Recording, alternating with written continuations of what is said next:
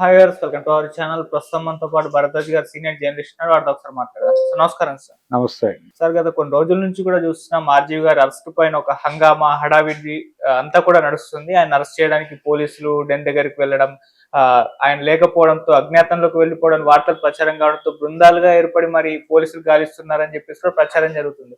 ఇదంతా ఒక వైపు నడుస్తున్న నేపథ్యంలో ఆయన బయటకు వచ్చి టీవీ ఛానల్స్ కి ఇంటర్వ్యూలు ఇస్తున్నారు సార్. ఒక ఇంటర్వ్యూ ఇచ్చి అందులో మాట్లాడుతున్నారు. అసలు ఎప్పుడో పెట్టిన సంవత్సరం కిందట పెట్టిన పోస్ట్ కు ఇప్పుడు ఎవరో మనోభావాలు దెబ్బతిన్నా, అది కూడా థర్డ్ పార్టీ మనోభావాలని ఆయన వాపోతున్నారు.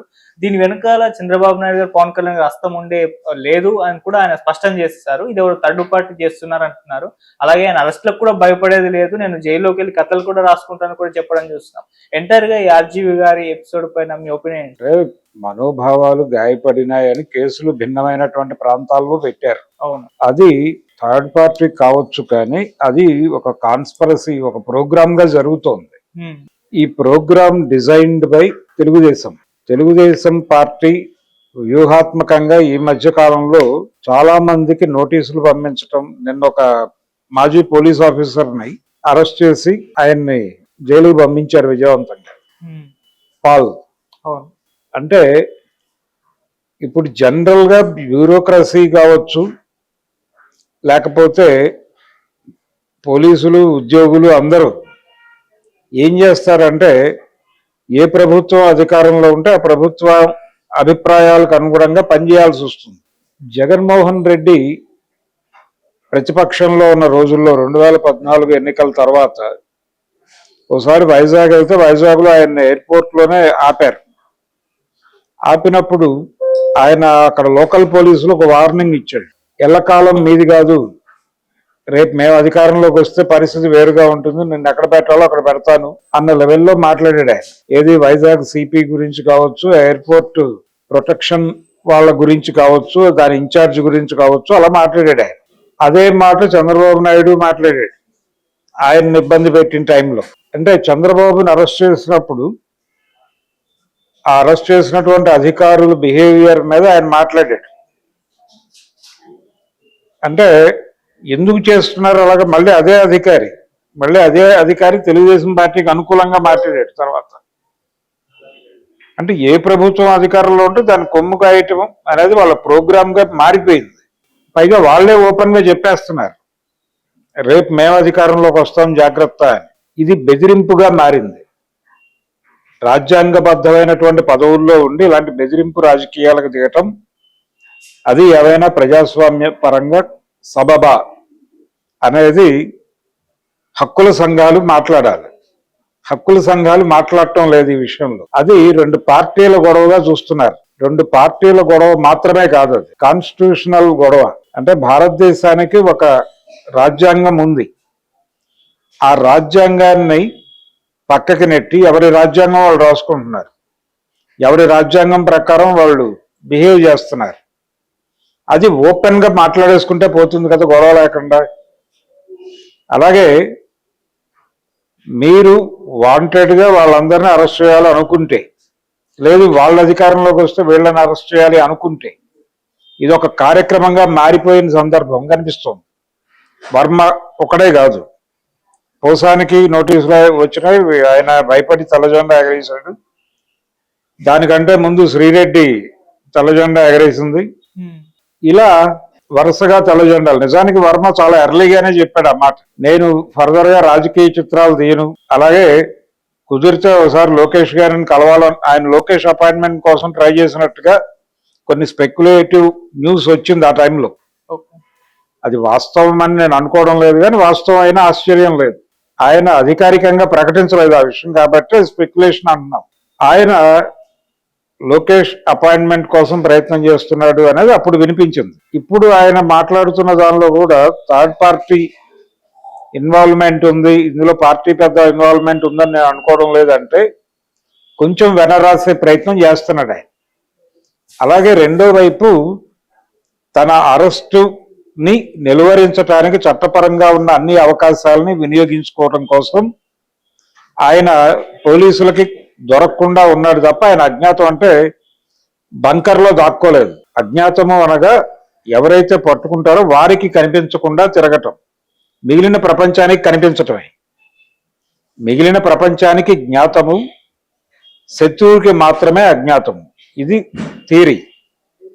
దాని ప్రకారం ఆయన అజ్ఞాతంలో ఉన్నాడని మీడియా కూడా ఎట్లా రాస్తోందంటే, మీడియా కూడా ఇన్ టోటల్ స్ప్లిట్ అయిపోయి పార్టీ ధోరణితో నడుస్తోంది. అందుకని చాలా క్లియర్గా ఎల్లో మీడియా అలాగే వీళ్ళది బ్లూ మీడియాగా మారింది. వీళ్ళు బ్లూ మీడియా అంత సీరియస్గా వర్మని భుజాన్ని వేసుకుంటున్నట్టుగా కనిపించడం లేదు. అంటే వాళ్ళ లిమిట్స్లో వాళ్ళు ఉన్నారు. ఈయన మెంబర్ కాదు. అసలు దీని అంతటికీ కీలకమైన విషయం ఏంటంటే, ఆయన మీద పెట్టిన కేసుల గురించి ఎవరు మాట్లాడట్లేదు. ఆయన మీద పెట్టిన కేసులు ఏమిటి, అవి సబబా కాదా, ఇలాంటి కేసులు పెట్టడం ప్రజాస్వామిక పద్ధతేనా కాదా అనే దాని మీద చర్చ జరగాలి. అది కాకుండా ఆయన అజ్ఞాతంలోకి వెళ్ళిపోయాడు అనే దాని మీద డిస్కషన్ జరుగుతుంది. ఇది తప్పు. ఇది వాంటెడ్ గా మీడియా క్రియేట్ చేస్తున్నటువంటి గందరగోళం. రెండోది, సోషల్ మీడియాలో మీరు పెట్టిన పోస్టులు మనోభావాలు గాయపరిచినాయి అని కేసులు పెట్టుకుంటూ పోతే ఏ పోస్ట్ అయినా సరే ఎవరో ఒకళ్ళ మనోభావాలు గాయపరుస్తుంది అనివార్యంగా. ఒక అభిప్రాయం ఇంకో అభిప్రాయాన్ని పోలి ఉండాలని చట్టం లేదు. చట్టం కాదు అది, అసలు ప్రకృతి విరుద్ధం. ఇద్దరు మనుషులు ఒకేలా ఆలోచించరు, రెండు మెదళ్ళు ఒకేలా ఆలోచించవు. ఇది ప్రకృతి సూత్రం. దీనికి భిన్నంగా అందరూ ఒకటే ఆలోచించాలని చెప్తున్నారు. అంటే ప్రపంచం అంతా రోబోలుగా మారాలి అని మాట్లాడటమే ఇది. అంటే మీరు ఓపెన్ గా మాట్లాడితే కేసులు పెడతామంటే అభిప్రాయాలని ఖండించండి, చర్చ జరగనివ్వండి. చైర్మన్ మావో అన్నట్టు 100 పూలు వికసించని 1000 ఆలోచనలు సంఘర్షించని అన్నాడు ఆయన. సంఘర్షించండి, మీకు ఏమనిపిస్తే అది రాయండి, దాని మీద చర్చిద్దాం అని ప్రభుత్వం మీద మీరు దాడి చేయమని ప్రజలకు పిలుపునిచ్చాడు ఆయన. బంబార్డ్ ద హెడ్ క్వార్టర్స్ అని చెప్పి ఆయన పిలుపునిచ్చాడు చైనాలో మావో. ఆ దమ్ము ధైర్యం ఎవరికైనా ఉందా రాజకీయ నాయకులకి? లేదు. ఆయన చాలా స్పష్టంగా ప్రతి రోడ్డులోనూ ప్రతి సందులోనూ ఒక 10 నోటీస్ బోర్డులు పెట్టండి. ఎవరికి అప్పుడు సోషల్ మీడియా లేదు, మీకు ఎవరి మీద విమర్శ ఉంటే అక్కడ రాసేయండి, మేము చూసుకుంటాం అని బోర్డులు పెట్టాడు. అయితే పరిపాలనాపరమైనటువంటి సంక్షోభం తలెత్తింది ఆయన ఆ మాట అంటం వల్ల అని ఆయన మీద ప్రభుత్వం నుంచి విమర్శ వచ్చింది. అంటే మంత్రి కావచ్చు ఎవరైనా కావచ్చు వాడి మీద విమర్శ రాజేస్తే ముందు వాటిని విచారణలో పెట్టండి అన్నాడు. ఇది రాజ్యాంగపరమైన సంక్షోభాన్ని క్రియేట్ చేస్తోంది అని అక్కడ డెంగ్ సియాఓపింగ్ లాంటి వాళ్ళు మాట్లాడారు ఆ రోజుల్లో. అంత అక్కర్లేదు. కానీ ఇక్కడ ప్రస్తుతం తెలుగు రాష్ట్రాల్లో పర్టికులర్గా ఆంధ్రప్రదేశ్ నుంచి ఇది తెలంగాణకు కూడా పాకింది. ఇక్కడ కూడా కేసులు పెడతాం, అరెస్టులు చేస్తాం అనే మాటలు మాట్లాడుతున్నారు. కేటీఆర్ ఏ క్షణమైనా అరెస్ట్ అవ్వచ్చు అనేటువంటి ఒక వాతావరణం కల్పించారు. అక్కడ ఎవరు అరెస్ట్ అవుతారో తెలియదు, ఎవరి మీద నోటీసులు వస్తాయో తెలియదు, ఎవరి మీద కోర్టు కేసులు పెడతారో తెలియదు. ఆ కోర్టు కేసులు పెట్టిన తర్వాత వాళ్ళు సరెండర్ అవ్వటమే. రాజకీయ సన్యాసం తీసుకుంటున్నాను అంటే వదిలేస్తున్నారు, లేదంటే లోపలేస్తామని తిరుగుతున్నారు పోలీసు పటాలాలు. తెల్ల జెండా ఎగరేసిన పోసాని ఇప్పుడు వాళ్ళకి ఇష్యూ కాదు. ఇంకా తెల్ల జెండా ఎగరేయలేదు అనుకుంటున్నటువంటి వర్మ టార్గెట్.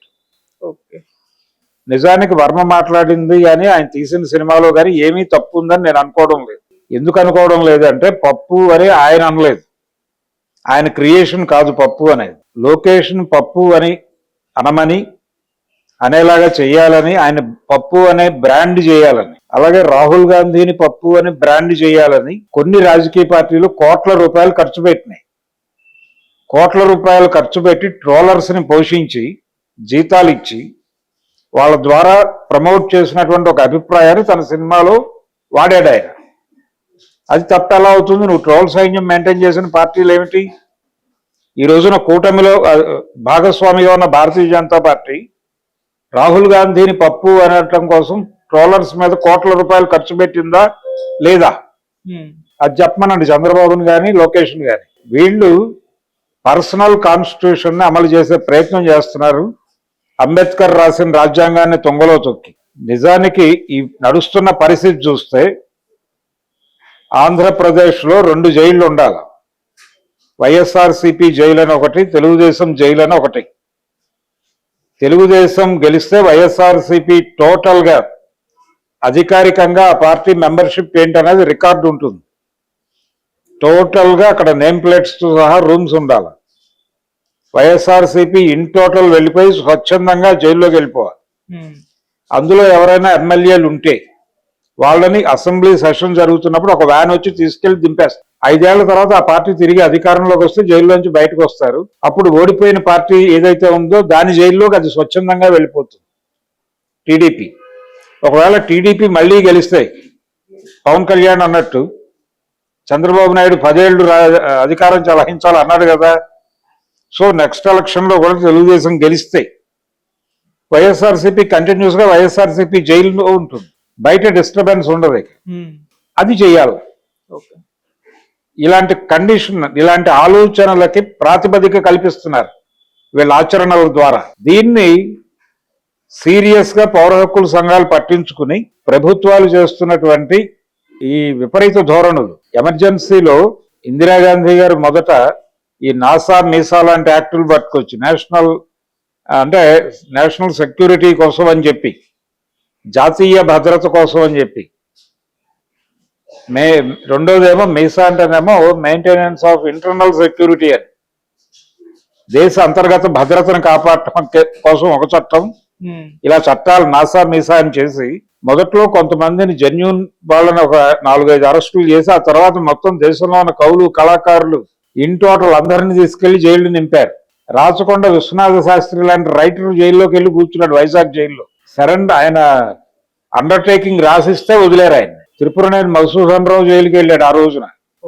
కేవీ రమణారెడ్డి గారు, ఆయన జవహర్ భారతి లెక్చరర్ రైటర్, ఆయన జైల్లోకి వెళ్ళాడు. ఆయన జైలు అనుభవాలు డిటెన్యూ డైరీ అని రాశాడు ఆయన. ఆ పుస్తకం ఇప్పటికీ మార్కెట్లో అవైలబుల్. ఆయన ప్రజాస్వామికవాది కేవీ రమణారెడ్డి గారు. ఆయన్ని తీసుకెళ్లి జైల్లో పెట్టారు. దాదాపు 16 నెలలు 18 నెలలు అంత ఉన్నాడు ఆయన. ఇలాంటి పరిస్థితి. కాబట్టి ప్రజాస్వామ్యము అనేది ఆంధ్రప్రదేశ్లో వాళ్ళకు అనుకూలంగా మార్చుకుంటున్నారు. నిజానికి వీళ్ళు కక్ష సాధింపు చర్యల ప్రభుత్వం జగన్మోహన్ రెడ్డిది అని మాట్లాడారు ఆ రోజున. ఇప్పుడు వీళ్ళు చేస్తోంది అదే. అంటే మీ ఎడం చేయి తీస్తే మా పొరచేయి పెడతాం అన్నట్టుగా తయారైంది. వాళ్ళు కక్ష సాధింపు చర్యలు చేయడం తప్పే. జగన్మోహన్ రెడ్డి ప్రభుత్వం అయినా, జగన్మోహన్ రెడ్డి ప్రభుత్వం చేసింది కాబట్టి మేము చేస్తాం, ఇదేమిటి అని అడిగితే మీరు చేసింది ఏమిటి అని ప్రశ్నిస్తాం. ఇది ప్రోగ్రామ్ గా టీడీపీ అనుకుంటోంది. అంటే అవతల వాడు చేసిన విమర్శకు సమాధానం చెప్పకుండా నువ్వు చేసింది ఏమిటి అని ప్రశ్నించడం ద్వారా ఆ ప్రశ్నని చంపేయాలని చూస్తున్నారు. ఇది బుల్డోజ్ చేయటం అంటే. ఈ బుల్డోజింగ్ రాజ్యాంగాన్ని బుల్డోజ్ చేస్తున్నారు చాలా స్పష్టంగా.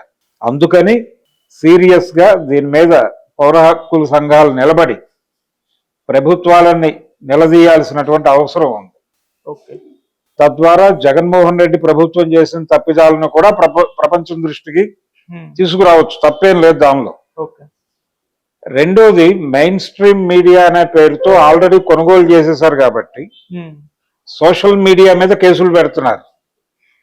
సోషల్ మీడియాలో పోస్టులు పెట్టకుండా చేయొచ్చు. అంటే మీరు ప్రభుత్వ వ్యతిరేక అభిప్రాయం రాస్తే అది పోస్ట్ అవ్వకూడదు. అట్లా టూల్స్ డిజైన్ చేయొచ్చు. ఆ డిజైన్ చేయమని గూగుల్లో అడిగే ధైర్యం వీళ్ళకి లేదు. ఎందుకంటే సోషల్ మీడియా వెనకాల ఒక మార్కెటింగ్ వ్యూహం ఉంది. ఆ ఏరియాకి వెళ్తే వరల్డ్ బ్యాంక్ నుంచి తాకీదులు వస్తాయి వీళ్ళకి.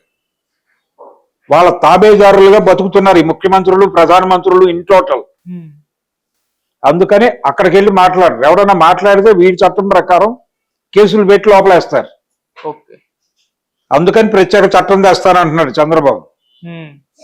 ఇది కూడా అప్రజాస్వామికమే. ఆ రోజున ఇందిరాగాంధీ గారు నాసా మీసా పేరుతో జనాలను ఎలాగైతే వేధించిందో అలాంటి వేధింపులు చేయటం కోసమే ఆయన ఆ చట్టం తెస్తున్నాడు, నల్ల చట్టం. కాబట్టి దానికి వ్యతిరేకంగా కూడా ఉద్యమించాల్సిన అవసరం ఉంది ప్రజా సంఘాలకి. ఏది ఇర్రెస్పెక్టివ్ ఆఫ్ పార్టీస్. అది జరగకపోతే ఇది ఇంకా విశృంఖలతకు దారితీస్తుంది. ఈ రోజున చంద్రబాబు చేస్తున్నాడు కాబట్టి దీనికి 100 డిగ్రీలు పెంచి రేపు జగన్ అధికారంలోకి వచ్చినప్పుడు చేయడానికి గ్యారంటీ లేదు. నీవు నేర్పిన విద్యయే కదా నీరజాక్ష అని మనకు ఒక పాత ఉంది సెయింగ్. అవును. సో ఆ ప్రకారమే నడుస్తుంది. అంటే రాజ్యాంగ ప్రకారం నడవటం అనేది పోయి నా మీద జరిగిన దాడులకు ప్రతీకారంగా నేను చేస్తాను అనే పరిస్థితి కలగటం